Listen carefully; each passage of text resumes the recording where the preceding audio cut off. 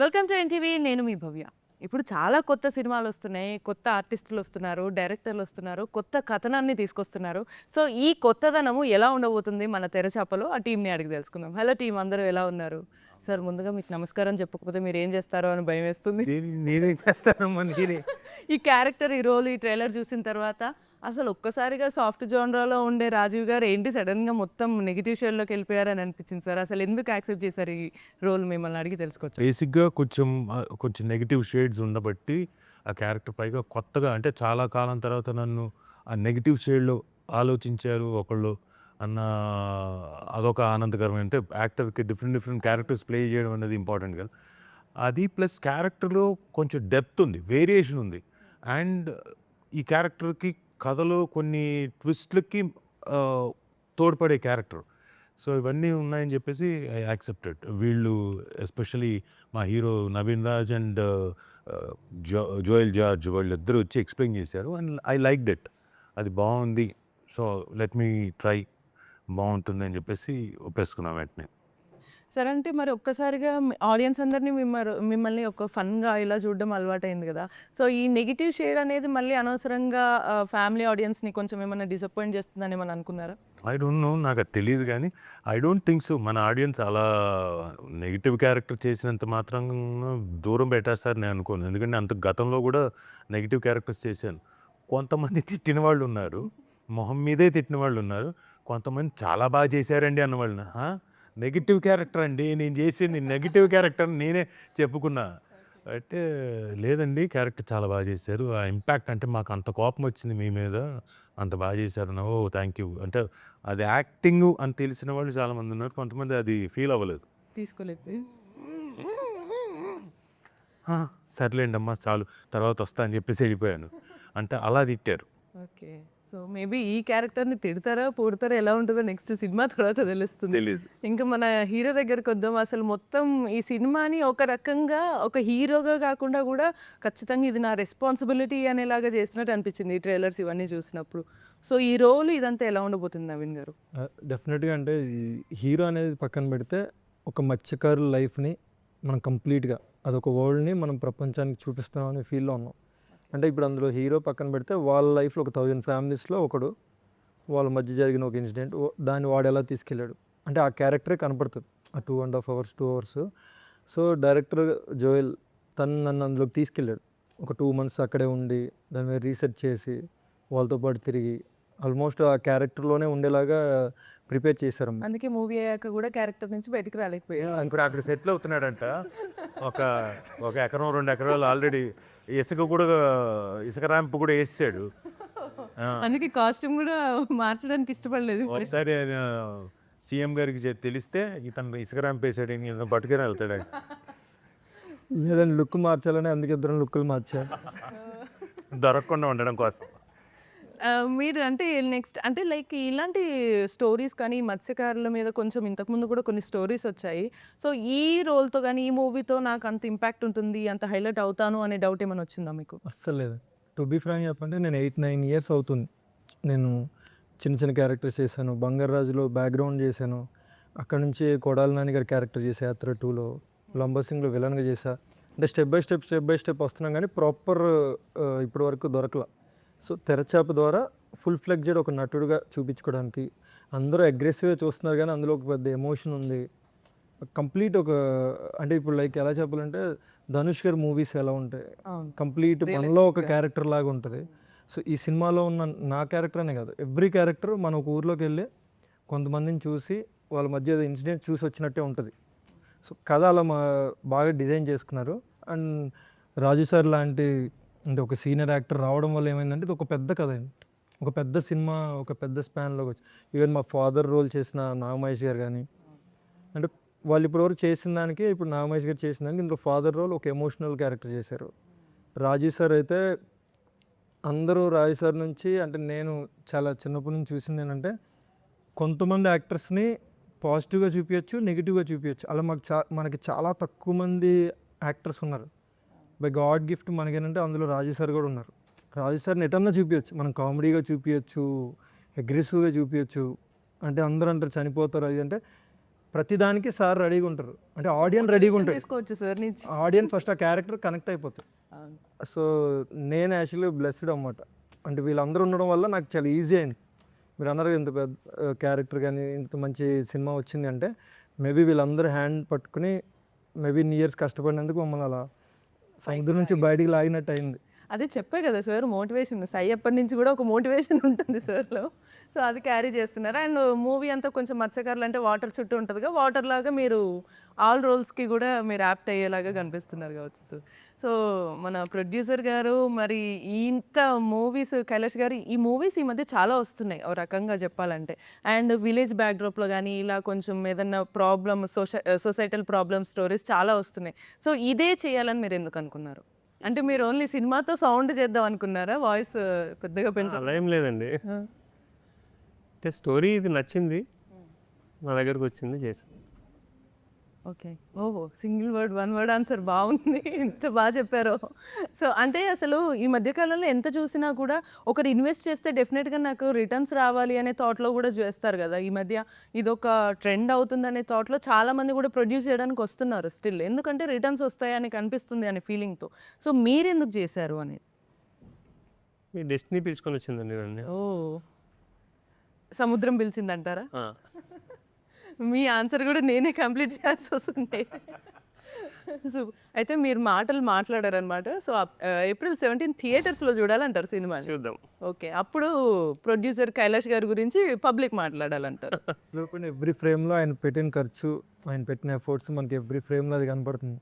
ఆయన తక్కువ మాట్లాడతారు, ఆయనకు ఉన్న ఇష్టాన్ని సినిమా ద్వారా చూపించారు జనాలు. Okay, so super. సో ఇలా వెళ్ళి ఇలా రావాల్సి వచ్చింది అని మన హీరోయిన్ దగ్గరికి వెళ్ళాం. సో బట్ ఇందులో ఒక మన తెలుగు మూవీస్లో కానీ అసలు ఒక 70 mm కనిపిస్తున్నప్పుడు హీరోయిన్కి ఉండే ఇంపార్టెన్స్ కానీ వాళ్ళకి ఉండే మెయిన్గా ఫోకస్ కానీ ఇవన్నీ సీన్స్ డిఫరెంట్గా ఉంటాయి. బట్ ఇందులో చాలా డిఫరెంట్గా అనిపించింది. ఎలా వచ్చింది స్టోరీ మీ దగ్గరికి? ఇది ప్యూర్ లవ్ స్టోరీ అండి, ప్యూరిటీ ఉంది సినిమాలో. అండ్ స్టోరీ చెప్పగానే నాకు చాలా బాగా నచ్చింది. అంటే సంథింగ్ డిఫరెంట్గా ఉంది, ఒక క్లాసికల్ టీచర్. అండ్ చాలా సీన్స్లో నేను మోటివేట్ చేస్తుంటాను, అంటే సంథింగ్ వేరే ట్విస్ట్లు ఉన్నాయి, సంథింగ్ డిఫరెంట్గా ఉంది స్టోరీ కూడా. రెగ్యులర్గా లేకుండా ప్రతి సీన్కి నెక్స్ట్ ఏం జరుగుతుంది, నెక్స్ట్ ఏం అవబోతుంది అనేది క్యూరియాసిటీ అనేది ఆడియన్స్కి కనబడుతుంది. అండ్ మెయిన్ థింగ్ ఏంటంటే ప్యూర్ లవ్ స్టోరీ దీంట్లో ఉంది, బాగుంటుంది. ఆల్రెడీ క్లాసికల్ నేర్చుకున్నారా ఈ స్టోరీ కోసం? ఈ స్టోరీ కోసం బేసిక్స్ నేర్చుకున్నాను, ట్రైన్ అయ్యాను, ఒక 2 months వెళ్ళానండి. సో అండ్ ఇదే మీకు మేబీ ఓకే మన ఫిలిం ఇండస్ట్రీలో నాకు ఒక మంచి కంబ్యాక్ లాగా కానీ అంటే అందరికీ కనిపించేలాగా నాకు మంచి హైలైట్ అవుతుంది అనే ఫీలింగ్ ఏమైనా ఉందా? డెఫినెట్గా ఉందండి, అందుకే కష్టపడ్డాము, చాలా బాగా వచ్చింది. ప్రతి ఫ్రేమ్ కానీ మా ఇద్దరి మధ్యలో సీన్స్ కానీ సినిమా అంతా కూడా చాలా బాగా వచ్చింది. అండ్ అనుకుంటున్నాను సినిమాతో మంచి అవకాశాలు వస్తాయి అందరికీ కూడా, అందరికీ బ్రేక్ వస్తుందని అనుకుంటున్నా. Super super. అండ్ ముందే మీకు all the best and congratulations చెప్తున్నాను. Thank you. అండ్ రాకీ తెలియకుండానే మీకు అనుకోని వస్తున్నాయా, అనుకోకుండా వస్తున్నాయి ఈ క్యారెక్టర్స్ అన్నీ? ఎప్పుడు కూడా కొంచెం బాధలు పడుతూ బాధితులుగా ఉండే క్యారెక్టర్స్ ఎక్కువ మీకు వస్తున్నాయా, లేకపోతే మీరు చూస్ చేసుకుంటున్నారా? అంటే యాక్చువల్గా ఈ మూవీ రాకముందు, నేను ఇండస్ట్రీకే రాకముందు రాజమండ్రిలో ఉండేవాడిని బాగా. అప్పుడు ఫస్ట్ అన్న వాళ్ళు రాజమండ్రి వచ్చారు, మా బ్రదరు అన్న ఇద్దరు ఫ్రెండ్స్ అన్నమాట. అట్లాగా నేను ఫస్ట్ అన్న చిన్నప్పుడు క్యారెక్టర్ చేశాను నేను, ఇంకా సినిమాలు ఏం చేయకముందు సరదాగా అక్కడ. అలాగా అన్న వచ్చి రాకీ ఇలాగా అంతకు దాని తర్వాత నా ఆర్ఎఫ్ చేసా, సార్ మూవీ చేసా, అన్నీ చేస్తా. రాకీ ఇలాగా నా సినిమాలో క్యారెక్టర్ అన్న ఫస్ట్ నేను మీ సినిమాలోనే చేశాను అన్న, నువ్వు నాకేం చెప్పకన్నా, నువ్వు ఎప్పుడు కావాలితే అప్పుడు బిల్లు నేను వచ్చేస్తా అన్న అని చెప్పా. వచ్చిన తర్వాత నా క్యారెక్టర్ ఇంకా బాగా నచ్చింది. ఇంకా షూట్లో కూడా అక్కడికి వెళ్ళడం, బీచ్లో ఆడుకోవడం, షూట్ ఉన్నప్పుడు షూట్ చేసుకోవడం. మళ్ళీ రాజు సార్ వచ్చిన తర్వాత ఇంకా సార్ తోటి నాకు ఆల్రెడీ నారప్లో చేశాను, దాని తర్వాత సార్ తోటి మళ్ళీ ఈ మూవీ చేయడం. ఇంక సార్ తోటి అంటే నాకు ఫుల్ జాయ్గా, ఇంకా సార్ తోటి ఓపెన్గా మాట్లాడతా. సార్ కూడా నన్ను నారప్ టైం నుంచి చాలా బాగా చూసుకునేవారు సార్. అంటే నేను ఏమైనా సీన్స్ కొంచెం తప్పు చేసినా ఎక్స్ప్లెయిన్ చేసేవారు, చిరాకు పడేవారు గారు అట్లా. అసలు సార్ అసలు మామూలుగా ఎన్వైర్న్మెంట్ని కొంచెం ఎక్కువ జోవియల్గా చేస్తారు అనుకుంటా కదా, మరి మీరు ఎప్పుడైనా సార్ దగ్గరికి వెళ్ళి ఎలా చేస్తారు సార్, మీరు ఇంత జోవియల్గా ఉంటారు, మరి ఇంత నెగిటివ్ షేడ్ ఎలా చేస్తారని ఎప్పుడన్నా అడిగారా సార్ని? అంటే సార్ నార్మల్గానే ఇట్లా సీన్ అయిపోయిన వెంటనే మళ్ళీ మామూలుగా మాట్లాడేస్తారు, మళ్ళీ టేక్ అనగానే మళ్ళీ యాక్షన్ మూడ్లోకి వెళ్ళిపోతారు. అది నాకు నాకు అర్థం కాలేదు అది సార్ మరి ఎట్లా చేస్తారో మరి. సార్ మీ ఎక్స్పీరియన్స్తో నిజంగా మా లాంటి వాళ్ళకి కొత్త వాళ్ళకి ఒక టిప్స్ ఇవ్వండి సార్. అలా ఎలా చేస్తారు? ఆఫ్ స్క్రీన్ కట్ అనగానే మీరు నార్మల్ జోవియల్గా అయిపోయి ఒక్కసారి ఆన్ స్క్రీన్ రాగానే అంత అగ్రెసివ్ పర్ఫార్మెన్స్ ఎలా చేయగలుగుతారు? అంటే ఏం లేదండి, బేసిక్గా ఫస్ట్ ఆఫ్ ఆల్ మీరు తెలుసుకోవాల్సింది ఏంటంటే ఆ క్యారెక్టర్ మీరు కాదు, ఆ క్యారెక్టర్ కూడా కరెక్టే. ఆ క్యారెక్టర్ రాజీవ్. సో అక్కడికి వెళ్ళిన తర్వాత ఆ లైట్లు ఆన్ రెడీ, బ్యాక్గ్రౌండ్ రెడీ, ఓకేనా అన్నప్పుడు ఆ టైంలో ఆ మూడ్లోకి వెళ్ళాలి. ఆ ఉన్న గివెన్ 5 సెకండ్స్ 3 సెకండ్స్లో కట్ అన్న తర్వాత మామూలే.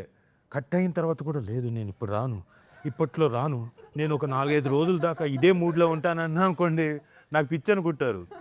సో యూ షుడ్ నెవర్, అంటే ఇట్ ఈస్ నాట్, ఆ క్యారెక్టర్ మీరు ఎప్పుడు జీవితంలో మీరు ఎంత ట్రై చేసినా తలకిందులు తపస్సు చేసినా ఆ క్యారెక్టర్ మీరు అవ్వలేరు. ఆ క్యారెక్టర్ ఎలా ప్రవర్తిస్తుంది, ఒకవేళ నేనైతే ఎలా చేస్తాను అనుకుంటే అది ఈజీ. సో అప్పుడేమవుతుంది, యాక్షన్ కట్ అనగానే అయిపోతుంది. నార్మల్ యా, ఈ మన డైరెక్టర్ జోయల్ జార్జ్ గారి గురించి కానీ ఇంతకుముందు యుద్ధభూమి అనే షార్ట్ ఫిల్మ్ తీశారు, దాంతో కూడా కొంత మంచి నేమ్ ఉంది. సో ఇవన్నీ మీరు చూసారు సార్? కనుక్కొని ఇవన్నీ నేను చూడలేదు, ఓన్లీ నాకు కథ చెప్పారు. కథ చెప్పినప్పుడు ఐ లైక్డ్ ఆ పర్టికులర్ క్యారెక్టరు. ఇంకోటి కథ కూడా బాగా నచ్చింది, ఆ బ్యాక్డ్రాప్ బాగా నచ్చింది. అండ్ వీళ్ళు అంటే చాలా, అంటే ఈ మధ్యకాలంలో సినిమాలు చాలా హిట్ అయ్యాయి. ఆ బ్యాక్డ్రాప్లో వచ్చిన సినిమాలు కూడా చాలా పెద్ద హిట్ అయ్యాయి. సో ఇప్పుడు వాల్తేరు వీరయ్య కానివ్వండి, తెరచాప కానివ్వండి, ఇప్పుడు రాబోయే హిట్ అవుతుంది గ్యారంటీగా. అది కూడా మీరందరూ చూసి కొత్త హీరోని మావాడిని ఆశీర్వదిస్తే డెఫినెట్గా పెద్ద హిట్ అవుతుంది. Come see in theatres. అలాగే రాకీ, అలాగే కొత్త హీరోయిన్ ఆవిడ కూడా ఉన్నారు. మా ప్రొడ్యూసర్ ఎస్పెషల్లీ ఆయనకి ఎక్కడ తగ్గకుండా, ప్రొడక్షన్ వాల్యూస్ తగ్గకుండా, కొత్తవాడైనా కానీ కొన్ని ఇబ్బందులు పడ్డా అన్నిటినీ అధిగమించి సినిమాని ఇక్కడ దాకా తీసుకొచ్చి April 17th మీ ముందుకు మేము వస్తున్నాం. సో సినిమా కష్టాలంటే చాలా బోల్డ్ అని ఉంటాయి. మీకు నిజ జీవితంలో అంటే పెళ్లి చేసి చూడు అంటారు కదా, పెళ్లి చేసి చూడు, ఇల్లు కట్టి చూడు అంటారు కదా, అలా మాకు సినిమా తీసి చూడు అంటాం. సో రిలీజ్ చేసి చూడు. సో అవన్నీ కూడా అధిగమించి రేపు పొద్దున అంటే 17వ తారీఖు మేము ముందుకు వస్తున్నాం.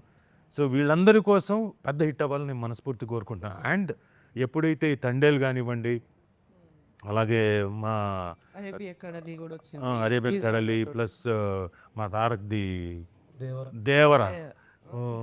దేవర కూడా వచ్చింది. అన్నీ సముద్రం బ్యాక్డ్రాప్, అన్నీ జనాలు బాగా నచ్చాయి. సముద్రానికే బేసిక్గా ఒక పవర్ ఉంటుంది అనుకుంటున్నాను, ఎందుకంటే ఆ బ్యాక్డ్రాప్లో వచ్చిన సినిమాలన్నీ హిట్లు అయ్యాయి. మేము కూడా అదే ఆ సముద్రం హోరు అవ్వాలని కోరుకుంటున్నాం. ఆ హోరు అవన్నీ కూడా జనం దగ్గర నుంచి, సముద్రపు తాలూకు ఆ హోరు ఎలా ఉంటుందో జనం చూసిన తర్వాత థియేటర్లో కూడా అలాంటి హోరే మాకు వినిపిస్తుంది అనుకుంటున్నాం.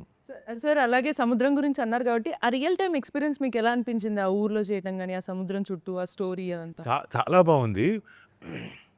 మీకు ఒక పర్టికులర్ సినిమా రిలీజ్కి ముందు ఒకటి పెడతాను. అంటే నేను నాగమహేష్ గారు కూర్చొని లొకేషన్లో ఉన్నాం, తునిలో షూటింగ్ జరుగుతుంటే వెళ్ళిన వెంటనే మిగతా షార్ట్ గురించి ఇంకోటి వీళ్ళు కష్టపడుతున్నారు, అక్కడెక్కడో పరవని మోసుకు వా అని కొట్టు మోస్తూ షార్ట్ చేస్తున్నారు. మేము నీడలో కూర్చొని అటు ఇటు చూస్తారు, చూసి అక్కడ ఎవరో ఉంటారు, పిలవే రావే.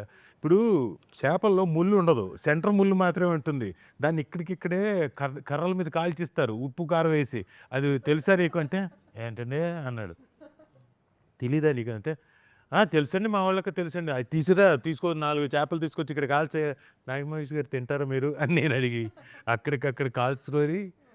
సో అలాంటి ఎక్స్పీరియన్స్లు అంటే షూటింగ్లో నాగమహేష్ గారితో సరదాగా నాకు ఆ సీక్వెన్స్ అండ్ ఆ ఫోటోలు కూడా పెడతాను ఇప్పుడు, ఎందుకంటే పనికొస్తుంది, మా పబ్లిసిటీకి బాగా పనికొస్తుంది. అంటే మేబీ తెలియకుండా ఈ బిజీ స్కెడ్యూల్స్తో మీరే ట్రిప్ వెళ్ళి మీకు ఒక ఆహ్లాదకరంగా అనిపించుంటుంది. డెఫినెట్గా. అంటే వాళ్ళు ఇప్పుడు పడవ మీద వెళ్ళే వాళ్ళు పడవలోనే వాళ్ళు ఫిషింగ్ చేసి అక్కడికక్కడ కాల్చుకొని తింటారు. ఇలా ఒడ్డున కాదు, వాళ్ళు సముద్రంలోనే అలా కాల్చుకొని తింటారు.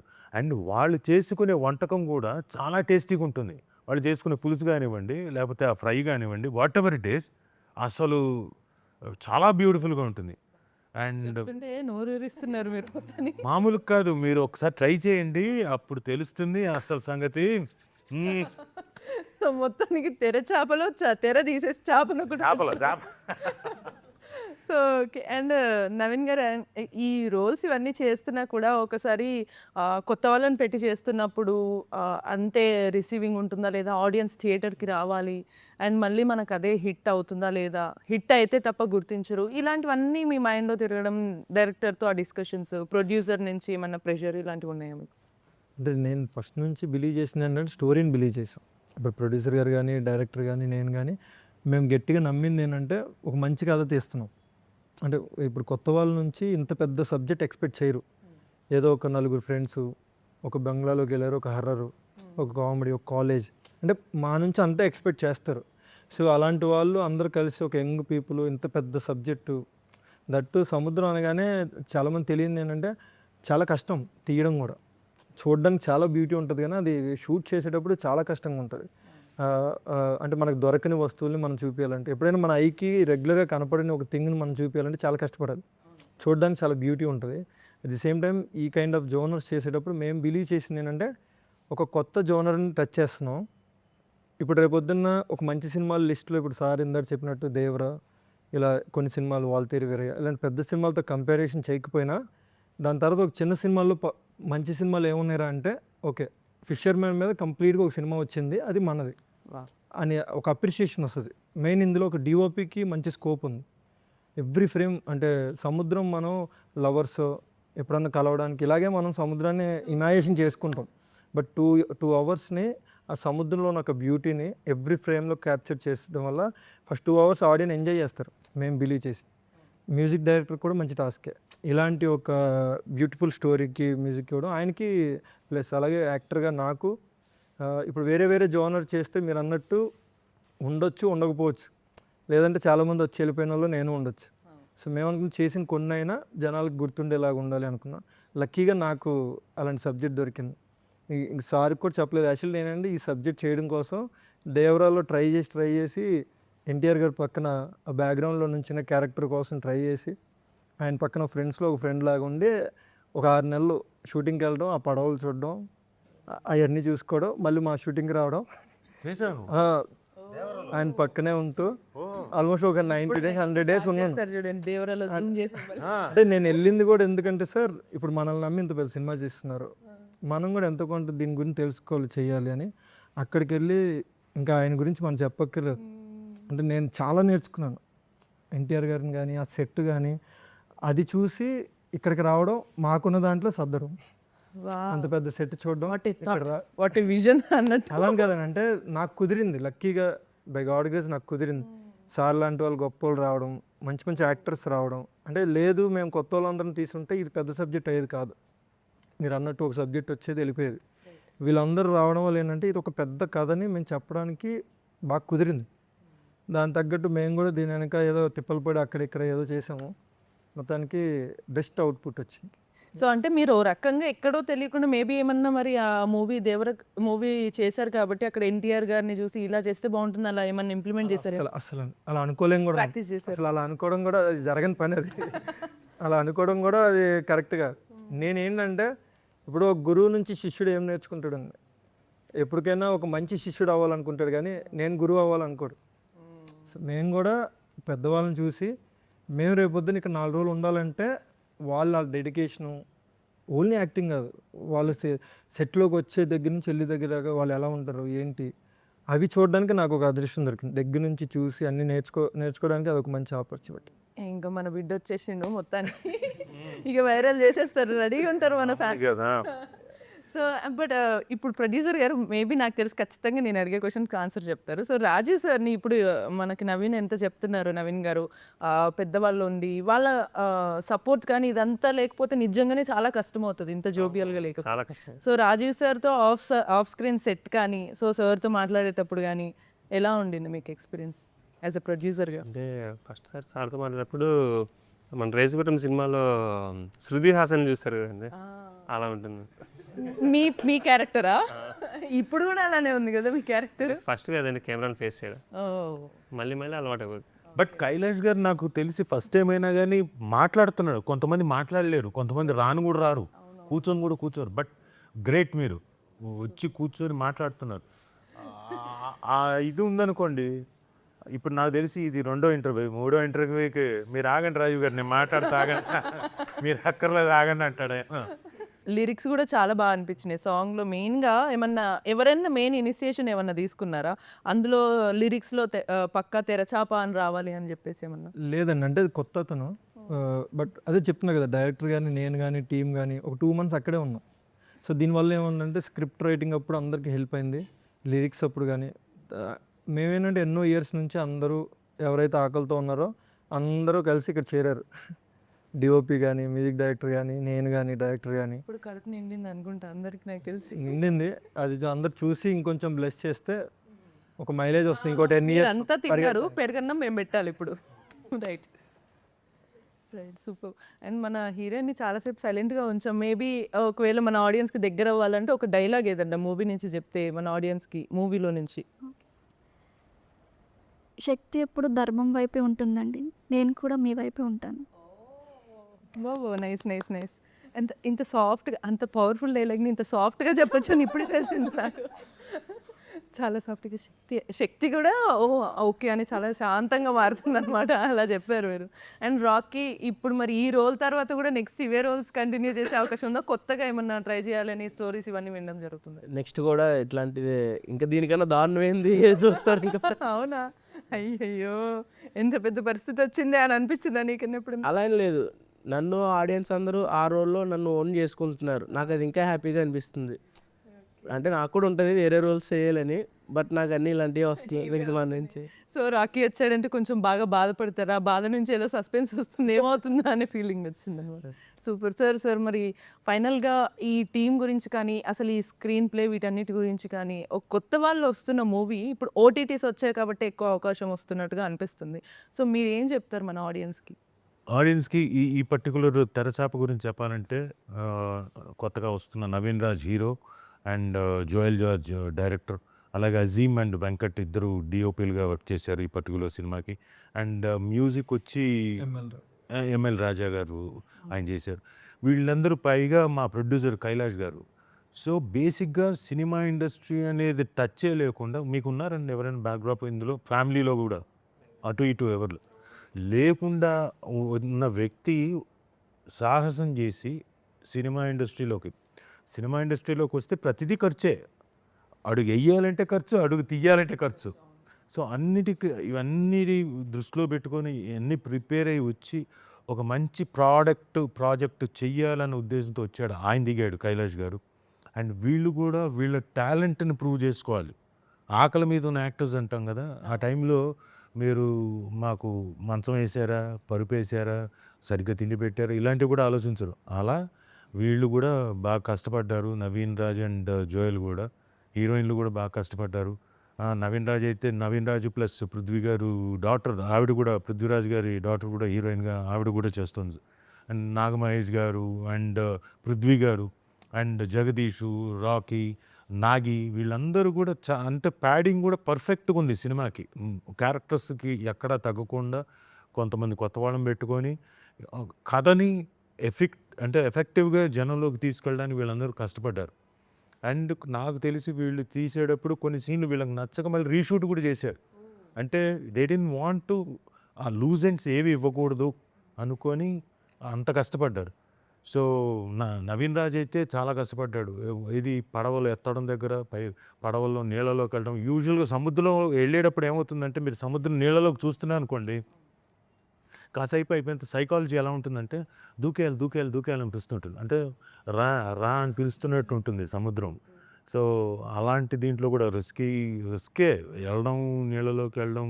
ఎందుకంటే పడవలో ఇంకా పెద్దది అనుకోండి, లాంచీయో లేకపోతే పెద్ద పడవో లేకపోతే షిప్ లాంటిదంటే పర్లేదు. ఇది పడవ, నావా, అలాంటి రిస్కులు తీసుకొని చేశాడు. పైగా ఎస్పెషలీ అంతకన్నా పెద్ద రిస్క్, కానీ అక్కడ రిస్క్గా ఫీల్ అవ్వలేదు ఇతను. హీరోయిన్తో నీళ్ళలోకి పడతాడు, కింద లోపలికి అడుగుని వెళ్తాడు అండర్ వాటర్, అక్కడ రిస్క్ ఫీల్ అవ్వలేదు. సముద్రంలో షాట్ చేశారా? అది ఎక్కడ తీసారో తెలియదు, సినిమాలో చూడాలి. అది కానీ కొన్ని జాగ్రత్తలు తీసారు, కానీ అక్కడ మాత్రం రిస్క్ ఫీల్ అవ్వాల. మిగతా అంతా రిస్క్ ఫీల్ అయ్యాడంట. పాపం కైలాష్ గారు ఎప్పుడు ఏమనేవాడంటే, సార్ ఎప్పుడు చూసినా కానీ ఆ పడవలో వెళ్ళినప్పుడు చాలా రిస్కీ షాట్ సార్, ఆ నీళ్ళలో ఇలా వెళ్ళి ఎత్తేసేది సార్, రిస్క్ సార్ అయినా కానీ బాగా ఇక్కడ మాత్రం అనలేదంట అసలు ఇది రిస్క్ షాట్. నీళ్ళలోకి వెళ్ళి నీళ్ల పైన ఉండి పడవ మీద వెళ్ళేదానికి రిస్క్ షాట్ అంట. నీళ్ళలోకి వెళ్ళినప్పుడు మాత్రం రిస్క్ ఫీల్ అవ్వలేదు. ఎందుకు నాకు అన్నారు కదా పిలిచింది నీళ్ళని అలా వెళ్ళిపోయినట్టు. ఎందుకు అనుకుంటున్నారు? నీళ్లు పిలిచినందుకు కాదు, హీరోయిన్ పిలిచినందుకు. Matter. ఆ. మీరు అయితే ప్రతిసారి పడవలో హీరోయిన్ పక్కన కొంచెం పెట్టున్నా పోయేదేమో, భయం పోయేది. సో అలా కూడా అండర్ వాటర్ షాట్స్ కూడా బాగా, అంటే jokes apart under water shots కూడా చాలా బాగా తీశారు, చేశారు కూడా వాళ్ళు. అండ్ వీళ్ళందరి కష్టానికి నాకు తెలిసి 17వ తారీఖున జనం కూడా, అంటే మన ప్రేక్షకులు కూడా ఏదైతే మంచి సినిమా వస్తుందో వాళ్ళు డెఫినెట్గా ఎంకరేజ్ చేస్తారు. దానికి నిదర్శనం ఈ మధ్యకాలంలో వస్తున్న చిన్న సినిమాలు పెద్ద పెద్ద హిట్లు కొట్టడం. అండ్ అన్ని సినిమాలు వాళ్ళకి పండగకి నచ్చినప్పుడు వరుసగా పెట్టి 4 సినిమాలు చూశారు మొన్న సంక్రాంతికి, అన్నీ పెద్ద హిట్లు అయ్యాయి. సో అలాగే ఈ సినిమాను కూడా వచ్చి చూసి ఆశీర్వదిస్తారని ఆశిస్తున్నాను. Super sir. అండ్ టీం అందరికీ కూడా ఆల్ ద బెస్ట్. అండ్ మీరు అనుకున్న బడ్జెట్ ఎలా తీసారో కానీ దానికి డబుల్ ట్రిపుల్ వచ్చే అవకాశాలు అయితే ఛాన్సెస్ కనిపిస్తున్నాయి మోస్ట్లీ. మీరు నెక్స్ట్ ఆ బడ్జెట్ చూసి మాట్లాడతారు కావచ్చు కైలాష్ గారు. సో అండ్ టీం అందరికీ కూడా ఆల్ ద బెస్ట్ అండి. Thank you so much. Thank you.